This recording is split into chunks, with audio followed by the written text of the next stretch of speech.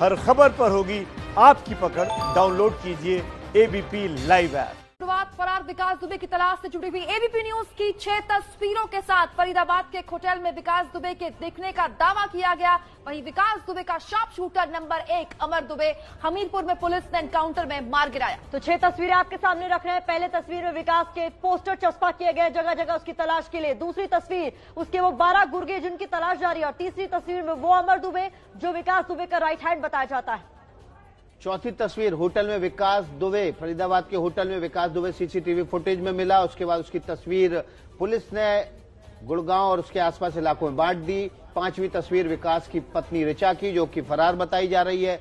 और छठी तस्वीर एसटीएफ के शिकंजे में विकास दुबे का साला। जी हाँ, साले से खुद जब एबीपी न्यूज से कुछ दिन पहले हुई बातचीत में हमने आपको सुनाया, कहा कि पिछले 15 सालों से तो मैं विकास दुबे से कोई संपर्क में ही नहीं हूं। मुझे शक है कि कहीं पुलिस मेरी हत्या न करवा दे या पुलिस मेरा एनकाउंटर न करवा दे।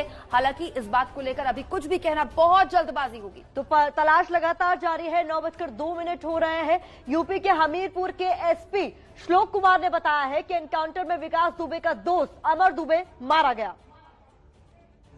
थाना मौदहा पुलिस टीम को और साथ में एसटीएफ की टीम को ये सूचना मिली थी कि अमर दुबे नाम का एक व्यक्ति जिसने कि कानपुर में पुलिस कर्मियों पर फायरिंग की थी और हत्या की थी, वो उसका मूवमेंट यहाँ पे हुआ है। इस सूचना पर थाना मौदहा की टीम और एसटीएफ की टीम द्वारा घेराबंदी की गई। तो इस व्यक्ति ने पुलिस टीम पर फायरिंग की जिसमें कि हमारे एसएचओ मौदहा को गोली लगी और एक एसटीएफ के कांस्टेबल को गोली लगी। जो जवाबी कार्रवाई की गई उसमें ये व्यक्ति घायल हुआ। इसे यहाँ से हॉस्पिटल भेजा गया। हॉस्पिटल में इसे अभी कुछ देर पहले सूचना मिली है कि मृत घोषित कर दिया गया है। यहाँ पे हमारी फील्ड यूनिट उपस्थित है। यहाँ से सारे साक्ष्य जो है एकत्रित किए जा रहे हैं। इसके पास से एक ऑटोमेटिक वेपन मिला है जिससे कि इसने फायरिंग की है और एक बैग भी पड़ा हुआ मिला है। फॉरेंसिक टीम हमारी यहाँ पे आ रही है और हम लोग इसमें और विस्तृत जाँच करा रहे हैं। गाँव में भी पूछताछ करवाई जा रही है कि यहाँ पे इनको क्यों ले रहे हैं। तो कुल मिलाकर इस वक्त की बहुत बड़ी खबर लगातार आपको हम बता रहे हैं। 6 तस्वीरें भी हमने आपके सामने रखी और बताया कि किस तरह से विकास दुबे पर अब शिकंजा कसता जा रहा है क्योंकि उसका दायां हाथ, उसकी परछाई अमर दुबे ढेर हो गया आज। तो अमर दुबे जहां पर उसका एनकाउंटर हुआ उस साइट की तस्वीरें एक्सक्लूसिव एबीपी न्यूज पर आप देख रहे हैं। हमीरपुर में पुलिस पर गोलियां चलाने की कोशिश कर रहा था भागते हुए, जहां एसटीएफ ने इसका एनकाउंटर कर दिया। तस्वीर हम आपको मौके की दिखा रहे हैं और इसी इनकाउंटर के दौरान एसएचओ मौदहा जो कि हमीरपुर जिले में पड़ता है जहां पर इस अमर दुबे का एनकाउंटर हुआ वो भी घायल हुए और एसटीएफ का एक जवान भी घायल हुआ। फिलहाल उनको इलाज के लिए अस्पताल में भर्ती कराया गया है। शार्प शूटर था विकास दुबे का, मोस्ट वांटेड था। जो 12 गुर्गों की सूची जारी की थी कानपुर पुलिस में, उसमें नंबर 1 पर था अमर दुबे जिसका सुबह एनकाउंटर हो गया। हमारे साथ इस पूरे मसले को और गहराई से समझने के लिए बिहार के डीजीपी जुड़ गए हैं लाइव नमस्ते भारत में। आपका बहुत बहुत शुक्रिया सर। विकास दुबे का बिल्कुल सीधा हाथ आज सुबह हमीरपुर में ढेर हो गया है। आप जांच को किस तरह से आगे बढ़ते हुए देख रहे हैं? सिस्टम में है, बेहतर तरीके से समझ सकते हैं, बता सकते हैं? देखिए, एक बात आप समझिए, सबसे चिंता की बात यह है कि अपराध की संस्कृति को हम लोगों को समाप्त करना है और ये पब्लिक और पुलिस दोनों को मिलकर के करना होगा। किसी भी अपराधी की कोई जात नहीं होती, कोई मजहब नहीं होता और अपराधी सिर्फ अपराधी होता है। इस बात को जितनी जल्दी हम लोग समझ लेंगे उतनी जल्दी इस समाज को बचा सकते हैं, सूबे को बचा सकते हैं, देश को बचा सकते हैं। किसी जात का अपराधी हो वो जात का हीरो हो जाता है। जितना बड़ा अपराधी होता है उतना बड़ा हीरो हो जाता है। उसको जातीय समर्थन मिलने लगता है, जात के लोग उसको नेता मान लेते हैं और उसके पीछे गोलबंद हो जाते हैं। अगर ऐसा करते हैं तो फिर क्या होता है, शासन कमजोर हो जाता है, पुलिस का मनोबल गिरता है, अपराधी इस स्थिति में हो जाता है कि वह शासन के साथ सौदा करने लगे। तो ये ताकत कौन देता है? ये जनता देती है। इसलिए मैं ये कहना चाहूंगा कि अपराधी कोई भी हो, अगर वो पेशेवर अपराधी, हत्यारा है, लुटेरा है, बलात्कारी है, अपहरण करने वाला है, समाज में अशांति और उपद्रव फैलाने वाला है तो उसको केवल अपराधी के नजर से देखा जाना चाहिए और उसको कभी भी जन समर्थन नहीं देना चाहिए। मैं इस बात को इसलिए कह रहा हूं कि मैंने कुछ फेसबुक पर टिप्पणी देखी, कुछ लोग उसे एक जात विशेष का, ब्राह्मण का शेर बता रहे हैं। शेर वो था अगर ऐसे शेर होंगे तो हमारे 8 लोग जो गए थे वो कानून का पालन करने के लिए, गिरफ्तारी करने के लिए, वो क्या चूहे थे? अगर ये शेर था तो भगत सिंह कौन थे और खुदीराम बोस कौन थे, नेताजी सुभाष चंद्र बोस कौन थे? शेर वो होता है जो वतन के लिए शहीद होता है, देश के लिए शहीद होता है। शेर कोई अपराधी नहीं हो सकता। अपराधी को अगर शेर बनाइएगा, हीरो बनाइएगा, फूल माला दीजिएगा, माला पहनाइएगा, सामाजिक प्रतिष्ठा दीजिएगा, तो अपराध की संस्कृति ऐसे ही पनपती है।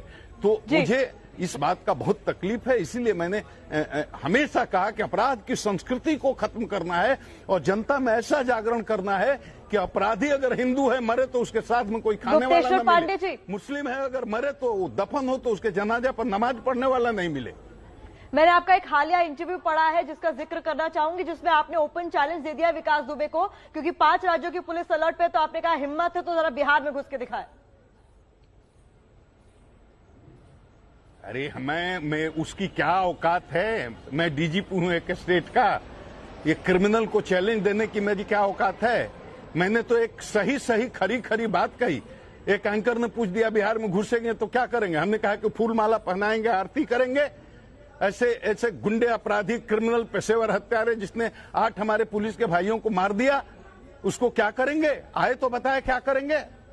सीधा जाएगा अपने पैरों पर खड़ा होकर के? क्या करेंगे? गिरफ्तार करेंगे, कानूनी कार्रवाई करेंगे, उसको यूपी पुलिस के हवाले करेंगे, उसको फांसी पर लटकाएंगे, आरती थोड़े ही करेंगे। अपराधी होता है और लोगों को बड़ा ये बात सवाल ये समझना है, होगा। आप नहीं जो तो कह रहे समाज हैं में कि कोई जो सुरक्षित रह नहीं सकता अगर अपराधियों को समाज से समर्थन मिले, संस्कृति को खत्म करना होगा। सवाल ये है कि एक समाज में ऐसा वायरस है जो लगातार अपनी जात बिरादरी के लोगों को, अपने धर्म के लोग, बड़े अपराधियों को रॉबिन हुड की तरह पेश करता है। ये संस्कृति खत्म कैसे होगी? केवल कहने भर से खत्म होगी क्या? यही कह, लोक जागरण से, जन जागरण से लोगों को बताना होगा। जो मैं काम कर रहा हूं आपको भी करना होगा। मीडिया के लोग करेंगे, आप जैसे प्रतिष्ठित देख के पत्रकार करेंगे, एंकर करेंगे, साहित्यकार करेंगे, बुद्धिजीवी करेंगे, विद्वान करेंगे, ये सामाजिक कार्यकर्ता करेंगे, पॉलिटिकल वर्कर्स को करना होगा। लोगों में जागरण फैलाना होगा कि अपराधी को अपराधी के नजर से देखिए, अपराधी को कभी भी सामाजिक प्रतिष्ठा मत दीजिए। अगर जैसा मैंने कहा तो सामाजिक प्रतिष्ठा उसको देंगे तो उसकी ताकत बढ़ती है, फिर उसमें पॉलिटिकल पावर आप देते हैं उसको, इसलिए वो मत दीजिए। आप अपराधी को सिर्फ अपराधी ही रहने दीजिए, फिर अपराध की संस्कृति उखड़ जाएगी, फिर इस तरह ऑर्गेनाइज क्राइम हो ही नहीं सकता अगर समाज के लोग उसको हीरो ना बनाएं। गुप्तेश्वर जी, आप एक डीजीपी के तौर पर तो नजीर भी पेश कर रहे हैं, लेकिन एक स्याह सच ये भी है कि पूरा का पूरा थाना लाइन हाजिर हो गया है। खुद डिपार्टमेंट के अंदर मुखबिर थे जो बता रहे थे हर पल विकास दुबे की पुलिस कहां तक बढ़ गई, कहां तक पहुंच गई। पुलिस रिफॉर्म पर बात क्यों नहीं होती है? खुद पुलिस के अंदर डिपार्टमेंट के लोग क्यों नहीं बात करते हैं इस पर? देखिए, हर सिस्टम में कुछ न कुछ खामी होती है। आदमी का चाल चरित्र, आदमी तो आदमी है, तो नैतिक जब मूल्यों में गिरावट आएगी, चेतना में गिरावट आएगी। पुलिस कोई बाहर की थोड़े है। पुलिस हमारे जो सिपाही हो, दरोगा हो, डीएसपी हो, किसी रैंक का कोई पुलिस पदाधिकारी हो, वो हमारे आपके परिवार से जाते हैं।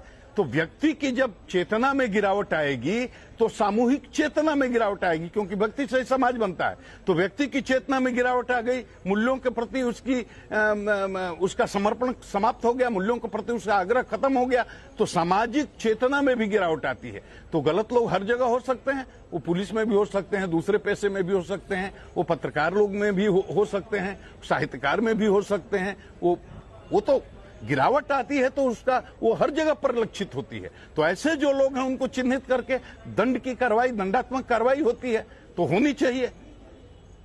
जी गुप्तेश्वर जी, अब से कुछ दिन पहले आप बेतिया के कटरा गांव पहुंचे थे। वो तस्वीरें हमने नमस्ते भारत में अपने दर्शकों को दिखाई थी, जो बताते हैं कि राम राज्य अगर हो तो स्थापित हो सकता है। नजीर पेश की थी उस तस्वीर ने, ऐसा ही हम पूरे देश में देखना चाहेंगे। बताइए एक ऐसा गांव जहां आजादी के बाद आज तक 107 की कार्रवाई नहीं हुई, जहां कोई केस मुकदमा नहीं हुआ, जहां के लोग कभी थाना नहीं गए, जहां के लोगों ने कभी कचहरी नहीं देखी, जहां कभी कोई मारपीट नहीं हुई, जहां कभी कोई खून खराबा नहीं हुआ, और इशू वही है जो हर गांव में है। खेत का झगड़ा, खलिहान का झगड़ा, नली का झगड़ा, गली का झगड़ा, पानी का झगड़ा, मुर्गा का झगड़ा, मुर्गी का झगड़ा, गाय का झगड़ा, भैंस का झगड़ा, सारे मुद्दे वही हैं जो हर गांव में है। उस गांव में भी है, 2000 की आबादी है, लेकिन आज तक न उस गांव में मारपीट हुई, न खून खराबा हुआ, न कोई थाना गया, न कचहरी गया, न कोई। तो ये तो पूरे देश के लोगों को, आप जैसे पत्रकारों को, विद्वानों को, साहित्यकारों को, सामाजिक कार्यकर्ताओं को, राजनीतिक कार्यकर्ताओं को वहां जाकर के शोध करना चाहिए कि कौन सी मैकेनिज्म उस गांव के लोगों ने डेवलप किया है कि अपने सारे मामले को खुद ही सलटा लेते हैं और कभी कोर्ट कचहरी जाने की नौबत नहीं आती। तो इसलिए मैंने कहा कि कटरांव जैसा अगर हिंदुस्तान का हर गांव हो जाए तो ये स्वर्ग तो यही हो जाएगा, ये विश्वगुरु हो जाएगा भारत। वो एक नजीर है, तो उसको देखना चाहिए, लोगों को जाना चाहिए। लेकिन गुप्तेश्वर जी, हमने देखा था कि आपने एक अफवाह फैली बिहार में कि एक मस्जिद के निर्माण के लिए एक हिंदू की बलि दे दी गई। आप मौके पर गए, आपने उस जगह पर जाकर मौके पर उस अफवाह का अंत किया और वायरल टेस्ट किया, जिसमें आपने बताया कि ऐसा कुछ नहीं हुआ है। लेकिन दूसरी तरफ कानपुर की घटना के बारे में हम आपको बताएं कि वहां पर एसएचओ चौबेपुर थे, उनके ऊपर शिकायतें जाती थी, वो अपराधियों को छोड़ देते थे। तो एक बड़ा तबका ऐसा भी है पुलिसिंग में जो इन अपराधियों को बढ़ा रहा है, उनको संरक्षण दे रहा है। आप कौन सी नई बात कर रहे हैं? आप ये कौन सी नई बात है, हमको बताइए। अपराधी का, कुछ राजनेताओं का और पुलिस का ये गठबंधन, जिसको कहते हैं unholy nexus of criminals, some politicians and some police personnels, ये तो पूरा देश जानता है। यही तो अपराध की संस्कृति है कि अपराधी से कुछ पुलिस मिल जाए, कुछ राजनेता मिल जाए और अपराधी मिल जाए, और उस अपराधी को उसके बाद उसके जात के लोगों का समर्थन हासिल हो जाए। तो ऐसे ही तो अपराधी नेता बन जाते हैं, विधानसभा पहुंच जाते हैं और लोकसभा पहुंच जाते हैं। तो इसी अपराध की संस्कृति को मैं समाप्त करने की बात कह रहा हूं। आपने ठीक कहा, सही कहा कि पुलिस में ऐसे लोग हैं। मैं कहां कह रहा हूं कि नहीं है। तो ऐसे लोगों को चिन्हित करके उनको डिसमिस करना चाहिए, उन पर कानूनी कार्रवाई करनी चाहिए। वो तो हैं, इसमें कहां कोई शक है, जरूर हैं। और उन्हीं लोगों से ताकत मिलती है अपराधियों को। कुछ पॉलिटिक्स में भी लोग हैं जो अपराधियों को समर्थन करते हैं, उनसे ताकत मिलती है अपराधियों को। और जात के नाम पर लोग जो समर्थन करते हैं, उससे बहुत ताकतवर हो जाता है अपराधी, और अपराध की संस्कृति फलने फूलने लगती है। इसी अपराध की संस्कृति को समाप्त करने की मैं बात कर रहा हूं। और ये बात मैं 34 साल की सेवा में पहली बार नहीं बोल रहा हूं। मैं लगातार 10 जिलों में एसपी रहा हूं। मैं 22 से अधिक जिलों में डीआईजी और आईजी के रूप में काम कर चुका हूं। आज प्रदेश का डीजीपी हूं। मैं 33 साल से तो यही बात कह रहा हूं कि लोगों को भोगना पड़ेगा, भुगतना पड़ेगा, पूरे समाज को भुगतना पड़ेगा अगर अपराधी को हीरो बनाएंगे तो। इसलिए अपराधी को केवल अपराधी की नजर से डीजी थे अनंत देव, जिनको फिलहाल एसटीएफ से हटा दिया गया। तो आप कह रहे हैं कि ऐसे लोगों को डिसमिस कर देना चाहिए, तभी ये नेक्सस टूटेगा अपराधी, पुलिस और राजनेताओं का। मैं कह रहा हूं सही कर। अगर आपके पास ठोस सबूत है कि पुलिस का कोई आदमी किसी हत्यारे से, अपहरणकर्ता से, पेशेवर अपराधी से मिला हुआ है और उसको अपराध करने में सहयोग करता है, तो उसको डिसमिस ही नहीं कर देना चाहिए। अगर ठोस सबूत है तो उस पर एफआईआर करना चाहिए, उसको जेल भेजना चाहिए, उसको डिसमिस करना चाहिए और उसको सजा भी दिलाना चाहिए। आखिरी 20 सेकंड, इस बात को भी हमें तस्दीक करनी पड़ेगी कि बॉलीवुड का जो डायलॉग है कि पुलिस चाहे तो मंदिर के बाहर से चप्पल ना चोरी हो पाए, ये तो इतना बड़ा अपराधी है। पुलिस के खुफिया तंत्र जिसके बारे में हम बात नहीं करते, अब इसको दुरुस्त करने का वक्त आ गया है।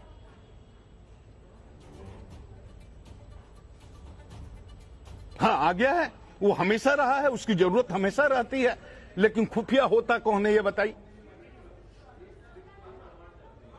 जी, हमारे साथ एबीपी न्यूज पर बिहार के डीजीपी गुप्तेश्वर पांडे एक्सक्लूसिव जुड़े हुए थे। हमने इसीलिए बिहार के डीजीपी से आपको इस मामले की में गहराई से बातें समझाने की कोशिश की, ताकि आप समझें कि अपराध, सियासत और पुलिस का जो ये अनहोली नेक्सस है, ये क्या देता है समाज को। यहाँ पर छोटे से ब्रेक के लिए रुक रहे हैं, लेकिन इस बड़ी खबर पर ताजा अपडेट आपको मिलेगा सिर्फ और सिर्फ नमस्ते भारत। तो इस वक्त की बड़ी खबर नमस्ते भारत में आपको बता देते हैं, अमर दुबे से जुड़ा हुआ बड़ा अपडेट ये आ रहा है। मुठभेड़ मामले में ये घटना स्थल से बड़ी खबर ये आ रही है कि कारतूस और ऑटोमेटिक पिस्टल बरामद हुए हैं। एक नीला बैग भी वहां पर बरामद हुआ। बड़ी खबर ये निकलकर सामने आई कि मध्य प्रदेश भागने की फिराक में था अमर दुबे। जब एसटीएफ ने इसका एनकाउंटर कर दिया, पुलिस पर इसने ऑटोमेटिक पिस्टल से, गन से हमला करने की कोशिश की। इसी जवाबी कार्रवाई में इसका एनकाउंटर कर दिया गया। बड़ी खबर ये निकलकर सामने आ रही है कि कानपुर में इतने बड़े दुर्दांत अपराध करने के बाद ये मध्य प्रदेश भागने की फिराक में था। 5 दिन बाद अमर दुबे की लोकेशन एसटीएफ को मिली। उसके बाद एसटीएफ ने इसका पीछा किया। हमीरपुर के मौदा थाने में इसके बाद इनकाउंटर किया गया। वहां से हमीरपुर होते हुए ये मध्य प्रदेश रीवा सतना होते हुए मध्य प्रदेश में भागने की फिराक में था। यूपी और एमपी की बॉर्डर बुंदेलखंड में, और बुंदेलखंड के अलावा उधर बघेलखंड से मिलती है, और वहीं से अमर दुबे भागने की फिराक में था। लेकिन उससे पहले एसटीएफ ने इसका इनकाउंटर कर दिया। तो 8 पुलिस वालों की हत्या में शामिल अमर दुबे को जब आप ढेर किया गया है, ढेर करने के बाद जो जानकारी निकल कर आ रही है सामने, न सिर्फ उसके हथियारों को लेकर बल्कि उसके दिमाग में चल रही उपज को लेकर। उपज ये थी कि वो ऐसे ही पीछे पीछे का रास्ता पकड़कर गांव से होकर मेन रोड ना लेकर सीधे पहुंच जाए मध्य प्रदेश। लेकिन उसको ये इल्म नहीं था कि रास्ते में उसकी मौत खड़ी है उसके सामने। आरतरा नाम का गांव बताया जा रहा है जहां उसके छिपे होने की सूचना मिली थी पुलिस को। पुलिस ने आसपास के इलाकों में छानबीन शुरू की और यहां से भागकर एमपी जाने की फिराक में था अमर दुबे जब उसका एनकाउंटर कर दिया गया। अमर दुबे का आज सुबह एनकाउंटर हो गया। कुल मिलाकर विकास दुबे के 3 साथी जो उस रात बिकरू कांड में शामिल थे वो पुलिस की गोली का शिकार हो चुके हैं। ले रहे हैं छोटा सा ब्रेक के बाद फौरन हाजिर होते हैं।